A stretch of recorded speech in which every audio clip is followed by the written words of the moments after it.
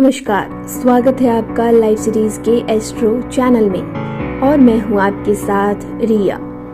आज हम बात करने वाले हैं श्राद्ध क्रम के दौरान कि क्या हमें नई चीजों की शुरुआत करनी चाहिए या फिर नहीं, या फिर कोई खरीदारी करनी चाहिए या नहीं। तो चलिए इस बारे में विस्तार से जानते हैं। हिंदू धर्म में श्राद्ध को बहुत ही जरूरी माना गया है। श्राद्ध को हम पितृपक्ष के रूप में भी जानते हैं। इसे हम पितृ तर्पण भी कहकर पुकारते हैं। हिंदू पंचांग के मुताबिक इस साल श्राद्ध क्रम 10 सितंबर से लेकर 25 सितंबर तक चलने वाला है। ऐसे में इस दौरान नया सामान नहीं खरीदने के लिए मना किया जाता है। आपने बहुत बार अपने बड़े बुजुर्गों से, घर वालों से सुना होगा कि श्राद्ध क्रम के दौरान हमें खरीदारी नहीं करनी चाहिए।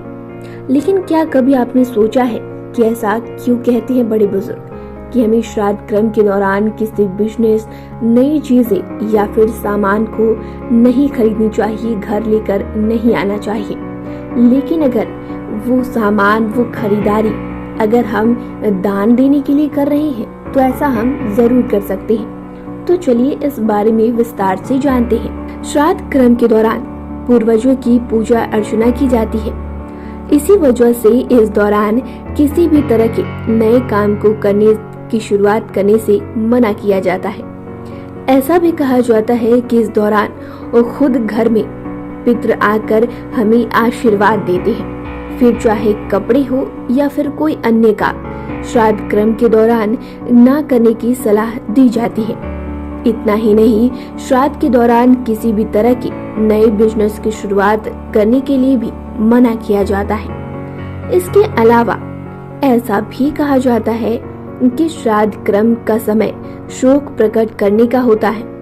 ऐसे में नए सामान को खरीदकर या किसी काम की शुरुआत करने पर पितरों का अपमान होता है, पितृ नाराज होते हैं और पितृ दोष भी लगता है। बहुत से लोग नया काम न करने के पीछे के कारण पितृ पूजन, पितृ की पूजा अर्चना से ध्यान हटाने के लिए करते हैं। लेकिन ऐसा बिल्कुल भी नहीं करनी चाहिए। नई चीजों की शुरुआत, नई खरीदारी बिल्कुल भी नहीं करनी चाहिए। बहुत बार लोग श्राद्ध के दौरान तरह तरह के उपाय अपनाते हैं। ऐसे में बहुत से लोगों को नए कपड़े और नया सामान खरीदकर दान करने के लिए कहा जाता है।